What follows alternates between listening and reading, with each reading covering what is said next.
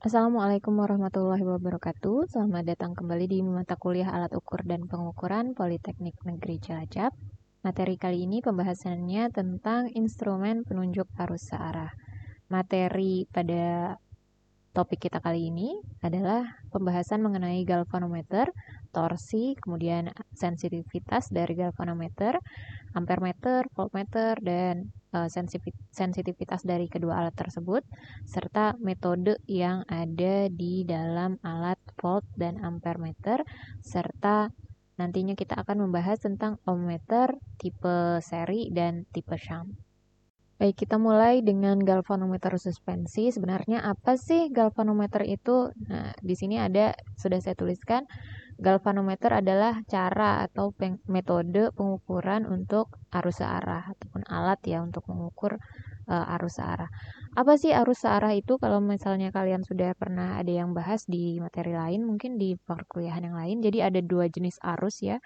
Yang pertama ada arus AC, kemudian yang kedua ada arus DC maksud saya.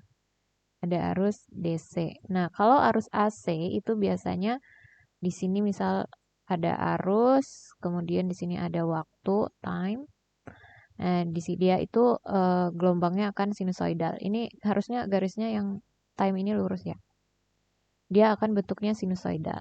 Kemudian kalau dia DC, itu dia hanya punya garis yang searah. Jadi kalau dia positif, dia akan positif saja. Kalau dia negatif, dia akan negatif saja. Karena apa? Karena di sini kalau ini dianggap 0, ke atas ini semuanya positif, ke bawah ini negatif. Makanya garis miliknya DC itu dia hanya garis aja begini. Kalau di atas dia akan di atas terus, kalau di bawah dia di bawah terus.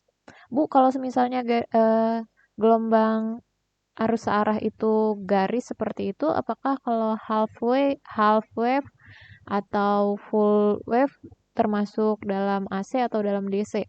Kalau dia yang bentuknya seperti ini, ada gelombangnya mungkin kalian akan pelajari. Gelombangnya seperti ini, hanya di atas saja, atau misalnya seperti ini termasuk dalam DC. Karena kalau AC dia itu bolak-balik dan dia ada di bagian positif dan ada di bagian negatif. Seperti itu terus. Itu ya perbedaannya arus searah dan arus bolak-balik. Jadi jangan salah. Kalau misalnya kita bahas arus searah berarti kita bahasnya DC. Ini pasti DC. Kalau kita bahasnya arus bolak-balik berarti dia AC. Oke, kita lanjut lagi ke galvanometer.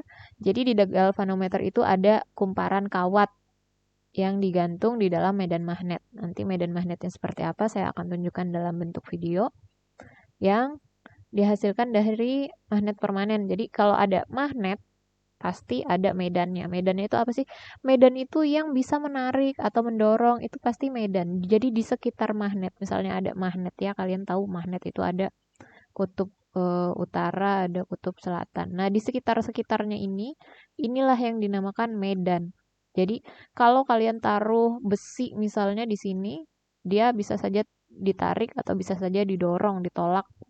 Karena apa? Karena ada medannya ini, ada apa? Daerah-daerah di sekitarnya yang bisa dipengaruhi oleh si magnet ini.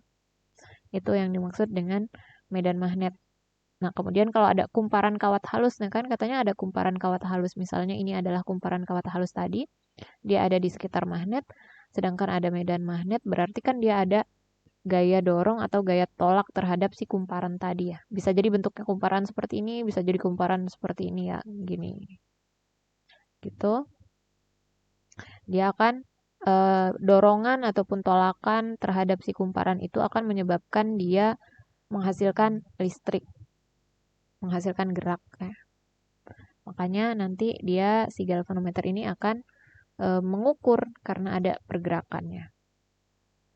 Kemudian dari dalam galvanometer ada hukum dasar gaya elektromagnetik. Sehingga kumparan yang tadi kita bicarakan akan berputar dalam medan magnet. Yang tadi kan saya sudah gambarkan ada magnet, ada medannya atau wilayah di sekitarnya. Nah, terus ada kumparan, maka dia akan berputar. Si kumparannya itu kenapa bisa berputar? Kenapa medan magnetnya bisa mempengaruhi kumparan tersebut? Adalah karena medan magnetnya dialiri oleh arus listrik. Nah, itulah yang menyebabkan kumparannya bergerak. Nah, kemudian galvanometer ini fungsinya buat apa sih, Bu? Kan zaman sekarang kita sudah punya alat yang canggih-canggih. Kenapa saya harus belajar galvanometer? Karena galvanometer ini adalah kakek buyutnya yang hari ini alat-alatnya kalian gunakan. Jadi kalau kalian mau tahu, mau menggunakan alat-alat yang sekarang kalian gunakan, kalian harus tahu dulu orang tuanya. Nah, salah satu orang tuanya adalah galvanometer.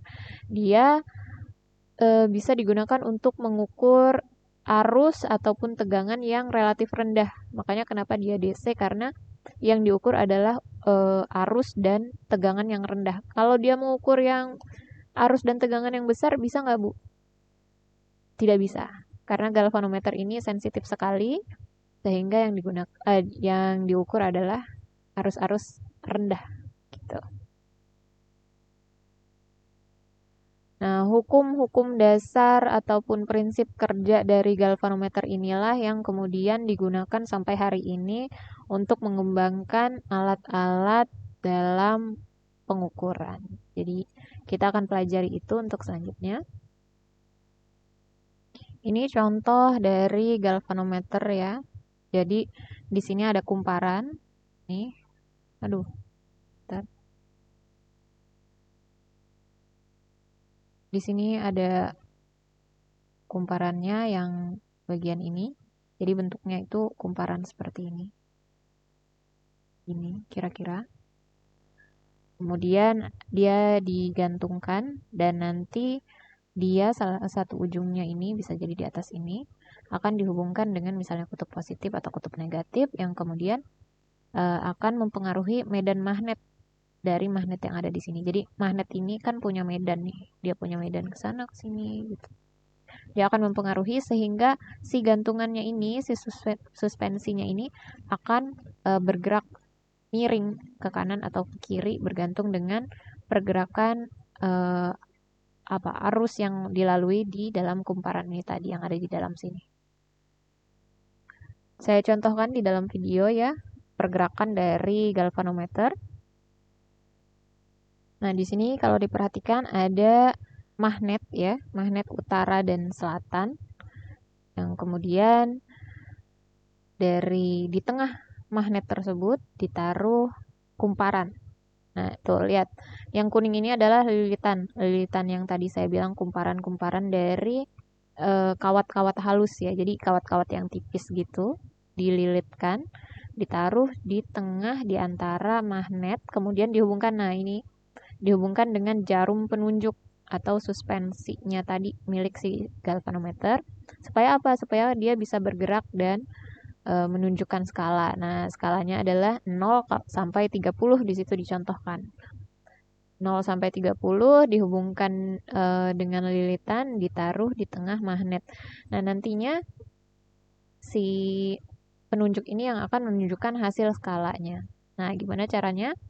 Ini kan yang kuning ini adalah lilitan. Lilitan ditaruh di tengah magnet. Kemudian kalau kalian perhatikan,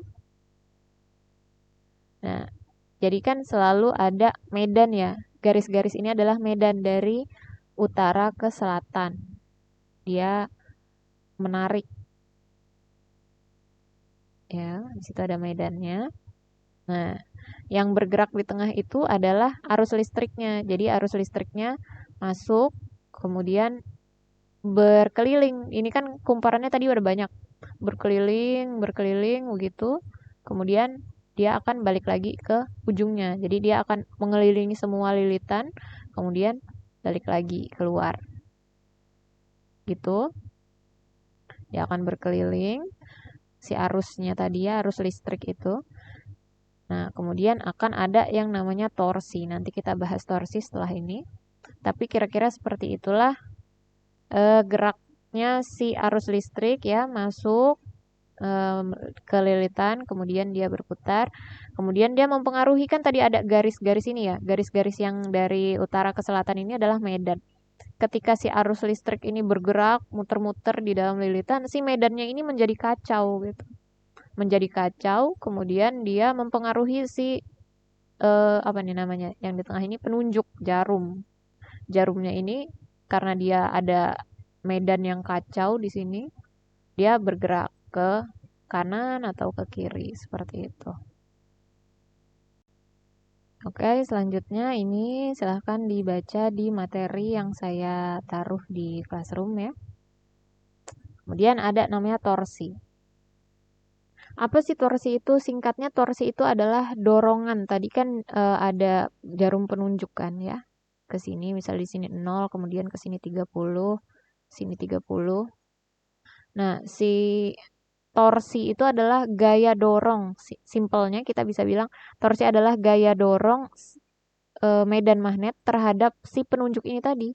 Dia ke kanan atau dia ke kiri itu torsinya atau momen gayanya, gaya dorongnya. Rumusnya adalah ini. Silahkan digunakan saja langsung. Kerapatan kali luas kali arus, ini I ya. Kali arus dikali jumlah lilitan. Jumlah lilitan yang mana? Jumlah lilitan itu yang tadi begini kuparannya tadi ada berapa? Jadi setiap satu lingkaran atau berputar gitu dia adalah satu lilitan. Semakin banyak dia maka lilitannya akan semakin banyak juga. Kemudian arusnya adalah yang dilalui tadi kalau misalnya dihubungkan dengan positif atau negatif berapa arusnya. Kemudian luasnya yang mana? Luasnya adalah ukuran dari sini sampai ke sini. Ukurannya seperti apa? Sini ke sini. Kalau tadi kotak begini ya, begini-begini. Nah, kotak ini ukurannya berapa? Kemudian ada kerapatan. Kerapatan itu yang mana? Kerapatan flux. Tadi kalau dicontohkan di sini ada, di sini ada utara atau N, di sini ada south, selatan. Di sini kan ada garis-garis nih, garis-garis medan magnet, ya kan? Garis-garis medan magnet yang saling tarik-menarik. Nah, di sini semakin besar magnetnya, maka kan dia akan menarik lebih kuat, begitu kan? Maka dia akan semakin rapat nih garis-garis medannya. Kalau dia semakin kecil atau semakin jauh, dia akan semakin sedikit juga kerapatannya. Nah, itu adalah kerapatan flux atau garis-garis ini, garis-garis medan. Umumnya adalah sekian. Oke. Okay? Nanti tinggal kalau di dalam soal atau di contoh-contoh soal, silahkan tinggal langsung dipakai aja rumus ini. Rumus torsi. Kemudian galvanometer punya yang namanya sifat dinamis. Dia bergerak ya. Kalian harus cari, ini silahkan mahasiswa mencari pemahaman tentang apa itu steady state. Kemudian apa itu kecepatan respon galvanometer, redaman, dan overshoot. Sehingga saya tidak lagi akan menjelaskan di dalam video ini supaya pembelajaran kita tidak terlalu panjang di video ya. Kita bisa bahas di dalam diskusi. Silahkan dicari yang saling lingkari itu. Kemudian di situ sudah saya contohkan contoh dari sifat dinamis galvanometer. Kemudian kita akan membahas tentang sensitivitas ya. Di materi yang sudah saya kirimkan, di situ ada beberapa penjelasan lain yang saya tidak masukkan ke dalam video pembelajaran ini. Jadi silahkan dibaca supaya tidak ada kerancuan. Kita akan bahas tentang sensitivitas. Yang pertama adalah sensitivitas arus, di mana sensitivitas arus adalah perbandingan simpangan dari galvanometer terhadap arus yang menghasilkan defleksinya. Jadi ada simpangan dari si jarum tadi kan. Defleksi ini maksudnya simpangan si jarum tadi ya. Jarum itu kan di sini, kemudian dia bergerak misalnya dari 0 bergerak ke 1 misalnya. Dia bergerak ke sini. Ini kan ada pergerakan, perpindahan itu adalah defleksinya terhadap arus yang menghasilkannya. Jadi berapa besar arus yang masuk itu berapa sehingga dia bisa menyebabkan defleksi yang sebesar ini. Maka rumusnya sensitivitas arus adalah defleksi dibagi arus dibagi I. Ini satuannya, yang belakang ini satuannya. Jadi defleksinya harus dalam bentuk milimeter. Kemudian arus yang digunakan karena galvano itu kan untuk arus dan tegangan yang sangat kecil sekali, maka kita pakai mikroampere. Kemudian ada tegangan, bisa kalian baca di situ definisinya. Rumusnya adalah defleksi per tegangan atau volt. Kemudian satuannya pakai millivolt, milimeter. Kemudian untuk ohm. Nah, untuk sensitivitas mega ohm ini atau tahanan, kita pakainya rumusnya defleksi per arus. Karena dia pakai defleksi per arus, ini kan tadi miliknya SI ya, sama dengan sensitivitas milik arus, maka SR-nya sama dengan SI. Gitu. Bisa dibaca ya definisi-definisi seperti itu. Kemudian yang terakhir ada defleksi maksimal, perbandingannya dengan muatan listrik. Jadi arus itu adalah muatan listrik yang mengalir, sedangkan muatan listrik yang terkandung di dalam atau yang ada di dalam si galvano tadi ada berapa muatannya berbanding dengan defleksi maksimal. Defleksi maksimal itu adalah pergerakan dia untuk mencapai skala maksimum. Berapa muatannya, perbandingannya, maka pakainya sensitivitas balistik. DM ini defleksi maksimal maksudnya ya. Jadi kalau misalnya nanti ada penulisan saya tentang DM, itu adalah defleksi maksimal. Bukan DM Instagram. Oke? Baik, di sini ada sebuah contoh ya, sebuah galvanometer ini yang ada di sini, galvanometer diuji dengan rangkaian seperti ini. Kemudian pada R3 itu berarti yang ada di atas ini, dibuat pada 450 ohm, kemudian dia punya defleksi 150, kemudian ketika diganti menjadi 950, defleksinya berkurang menjadi 75. Yang perlu kalian perhatikan terlebih dahulu supaya nggak pusing baca soal ini adalah, lihat di sini R3 bentuknya seperti ini, beda dengan R1, beda dengan R2. Ketika dia bentuknya seperti ini, R3 yang ada di atas ini, berarti dia potensio. Potensio itu bisa diubah-ubah. Jadi, kalau yang seperti gambarnya atau simbol R1 dan R2, itu adalah tahanan yang dia sudah tidak bisa diubah. Memang seperti itu nilainya, gitu. Yang biasa kalian pakai ketika praktikum itu yang sudah memang nilainya seperti itu. Kalau misalnya simbolnya seperti yang ada di R3 ini berarti dia potensio, sehingga dia bisa diubah-ubah. Makanya di dalam soal, dia menjadi seperti ini. R3 dari 450, defleksinya 150, kemudian diubah atau dinaikkan nilainya menjadi 950, ternyata defleksinya berkurang. Nah, kita bahas dulu. Nah, untuk menyelesaikan soal ataupun contoh soal secara tersistematis, yang perlu kalian ingat adalah menuliskan terlebih dahulu apa yang diketahui. Ya, ini adalah dasar. Yang diketahui adalah R1. Di situ 1 ohm. Kemudian R2 kita punya 2500 ohm. Kemudian kita punya tegangan total atau sumber ya, 1,5 volt. Kemudian sudah, dan kita punya R3. Saya ke sini ya, R3. R3 awalnya adalah 450 ohm dengan defleksi, saya tulis seperti ini, dengan defleksi berapa tadi? 150 mm. Kemudian ketika dia diubah menjadi 950,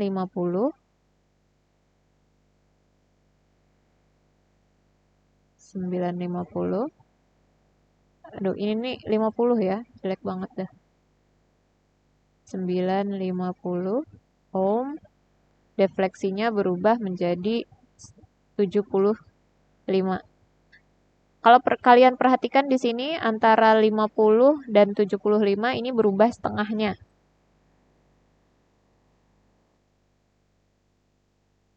Sampai di sini kemudian saya lanjutkan. Yang ditanyakan dari soal ini adalah yang pertama berapa apa tadi? Arus yang lewat di galvanometer. Berarti panah ini nih. IG-nya berapa? Arus pada galvano. Nah, ketika kita mau tahu arus pada galvano, di sini juga kita perhatikan di sini ada arus total. Nah, kalau misalnya ada arus galvano, kemudian ada arus total, kita harus tahu dulu nilainya. Yang perlu diperhatikan di sini adalah ketika ada arus total, perhatikan ya, arus total ini munculnya dari sini nih sebenarnya. Dari sini, kemudian dia ke sini bergerak, cara dari positif ya, ke sini. Nah, di sini ada percabangan. Arus total ini tadi, di percabangan itu dia akan bercabang. Yang satu lewat di sini, yang satu lewat di sini. Nah, ketika dia lewat di sini, dia akan lurus terus, kemudian dia lewat di galvano. Kemudian ketika dia lewat di galvano, dia akan lewat, kemudian di sini yang dari atas tadi tetap lewat R1, bisa jadi dia berkurang. Kemudian di sini mereka bertemu. Ketika arusnya bertemu di sini, kemudian mereka lewat lagi ke sini, jadilah nilainya sama dengan I total ini tadi. Karena tadi di sini berpisah, dia nilainya berubah. Yang di sini jadi I galvano, yang sini saya tulis I R1. Dia nilainya beda-beda, kemudian di sini berkumpul lagi, bertemu, nilainya jadi I total lagi, arus total. Nah, berapa sih arus yang lewat pada galvano kalau kejadiannya seperti ini? Kalau berdasarkan rangkaian ini ya, Mas Mbak, bisa kita perhatikan bahwa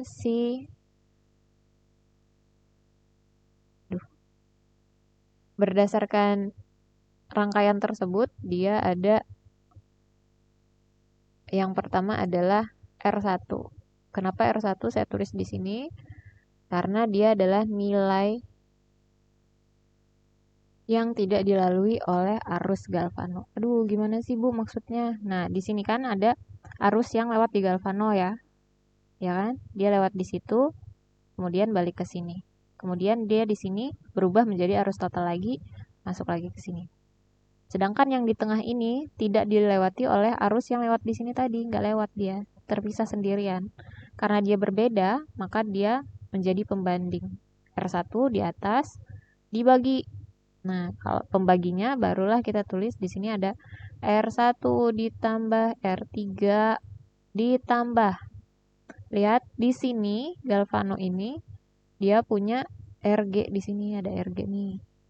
Dia punya tahanan di dalam, berarti kita tuliskan juga RG dikali dengan arus total. Ini nilai ini.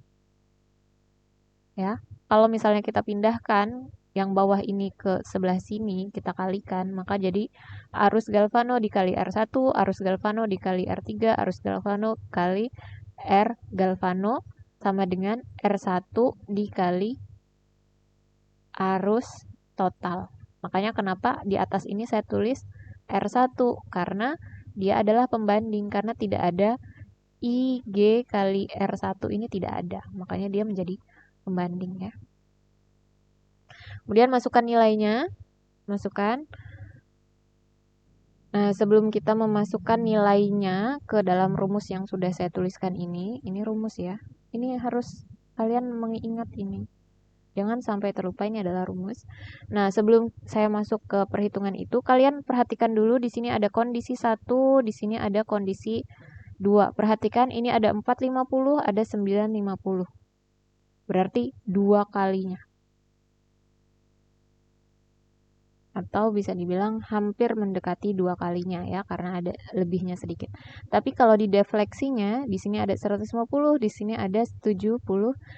Ini tepat 2 kalinya. Berarti kalau misalnya dari kondisi 1 dan kondisi 2, kita bisa bandingkan dengan misal karena di sini ada R3 ya. Di sini ada R3. Maka pada R3 kondisi 1 kita bisa pakai nilai R3 di sini kondisi 1. Tapi kalau pada kondisi 2 dia akan berubah, maka karena dia setengahnya, kita bisa tuliskan arus pada galvano kondisi 1. Nah, di sini saya tulis IG1 akan sama dengan 2 kali. Kenapa 2 kali? Karena di sini menjadi 2 kalinya. Pada R3, di situ menjadi 2 kalinya. Pada D defleksinya menjadi setengahnya. Tapi yang kita lihat adalah di sini menjadi 2 kalinya atau mendekati 2 kali. Karena bedanya hanya kecil sekali, maka tidak apa-apa ya kita tulis 2 kalinya. 2 kali dari arus G2. Oke, 2 kalinya. Nah, di sini bisa kita lihat dari 50 menjadi 75, ini kan setengahnya. Berarti untuk menuju ke 150 dia kan 2 kalinya. Maka di sini 2 kali arus G2. Masukkan masing-masing. Pada G1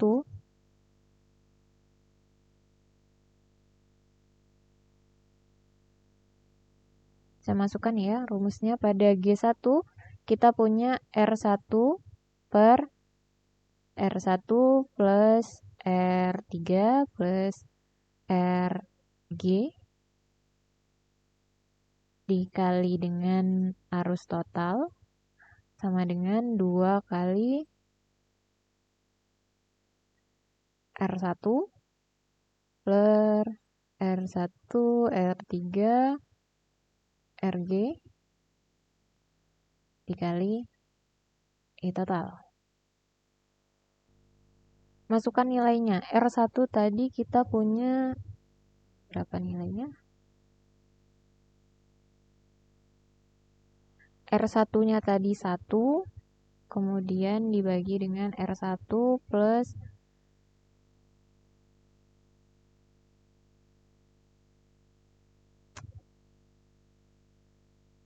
R1-nya 1 dibagi dengan 1 plus R3-nya 450. Aduh, terlalu kecil ya.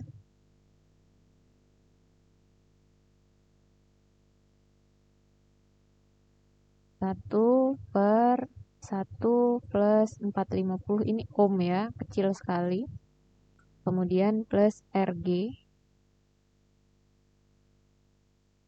dikali IT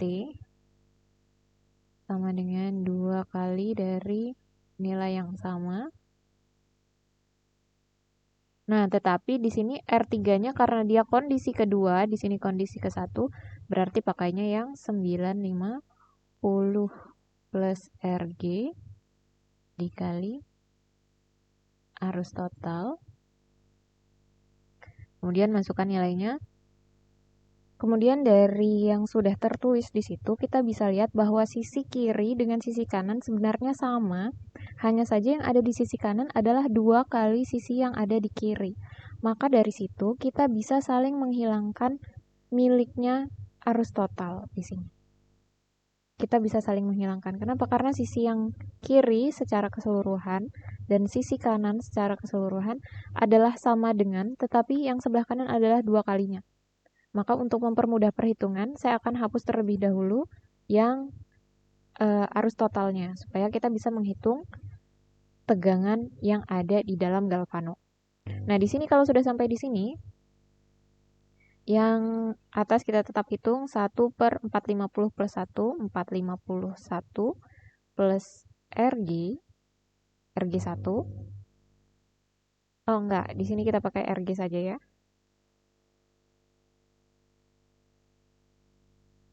Kemudian yang di sebelah kanan ada 2 kali, berarti 2 per, di sini ada 951 plus RG. Oke. Nah, untuk mendapatkan hasil RG kita akan balikkan dua-duanya karena kanan dan kiri sudah sama. Yang kita mau cari adalah tahanan pada galvano. Kalau kita balik kondisinya akan menjadi 451 plus RG sama dengan 951 plus RG per 2. Ya nggak? Karena dia per 2, saya mau menghilangkan pembagi duanya, maka semuanya dikali dengan 2. Kiri, kanan kita kali dengan 2, kiri juga kita kali dengan 2. Maka hasilnya di sini menjadi 902, oke, plus 2 RG sama dengan, kalau kita kalikan 2 karena dia di bawah ada penyebut, maka dia akan tetap tapi penyebutnya hilang. 951 plus RG. Yang 2 di sini hilang karena saya kalikan dengan 2. Oke, dari sini kita balik 2 RG dikurang yang ini, pindah ke kiri menjadi minus RG sama dengan sini ada 951 dikurang 902, maka hasilnya RG-nya sekitar mendekati 49. Perhatikan dari atas tadi satuannya selalu ohm, tidak berubah, maka di sini akan saya tuliskan satuannya ohm. Oke, itu adalah tahanan yang ada di dalam galvano. Itu baru tahanan yang ada di dalam galvano. Padahal yang ditanya tadi Bu, yang di awal yang ditanya itu adalah arus yang lewat pada galvano. Berapa arusnya? Nah, di sini karena yang ditanya adalah arus, kita lihat dulu, kita balik lagi ke gambar. Kita bersihin dulu gambarnya. Lihat di sini. Gambar ini dalam satu rangkaian, dalam satu kesatuan, ada RG,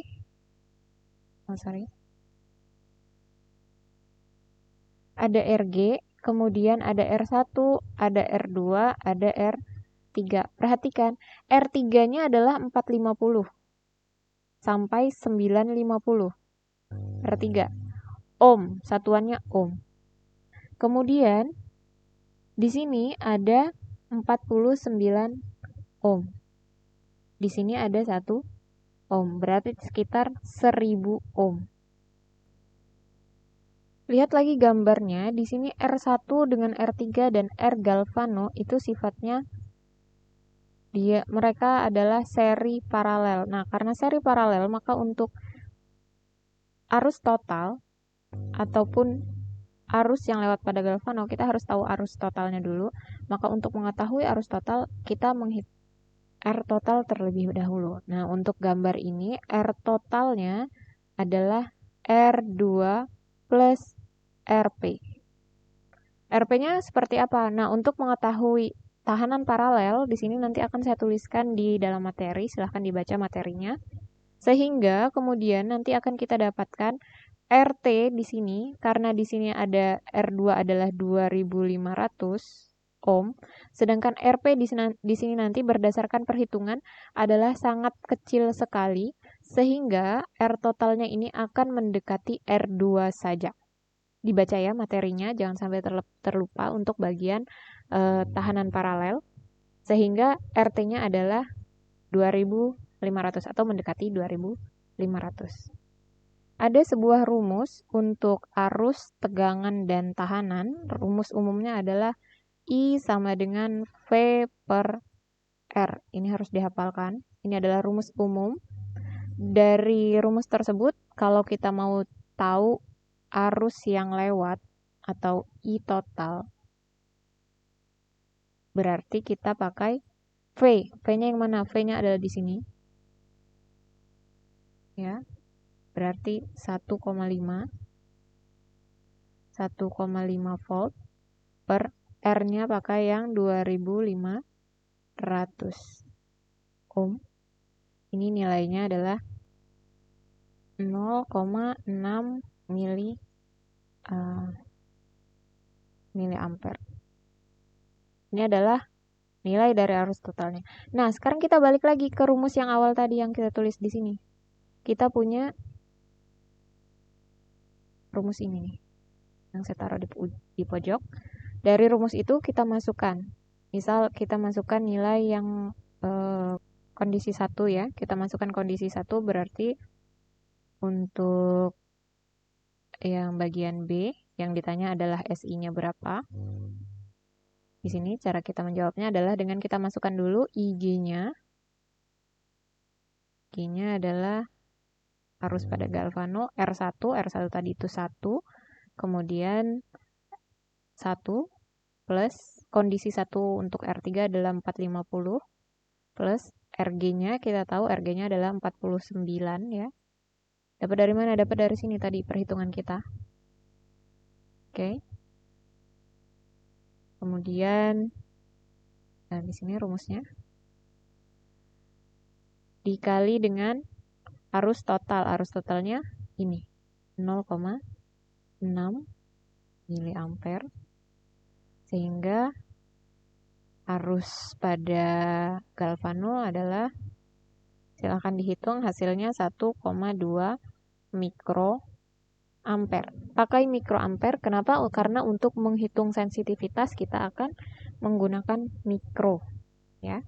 Jadi kalau ada 0,0,000 itu pakainya diganti dengan mikro. Karena kita sudah tahu arus yang lewat pada galvano, sedangkan kita tahu juga untuk SI rumusnya adalah SI sama dengan defleksi per arus. Maka arusnya di sini kita pakai arus pada galvano dan defleksi pada galvano tentu saja. Maka masukkan untuk kondisi 450 kita punya defleksi 150 mm. Dari mana tahunya? Dari soal. Tadi yang kita ketahui di sini defleksi untuk kondisi 1 adalah 450. Maka kita tuliskan 150 mm per 1,2 mikroampere. Hasilnya adalah 125 mm per mikroampere. Ini adalah hasil yang B, jawaban yang B. Tadi di sini kita punya jawaban yang A, tahanan. Kemudian kita punya jawaban yang B untuk sensitivitas arus. Silakan dipelajari supaya lebih jelas di materi yang saya kirimkan di classroom. Untuk selanjutnya saya akan buat dalam part lain karena part ini sudah terlalu panjang. Terima kasih. Wassalamualaikum warahmatullahi wabarakatuh.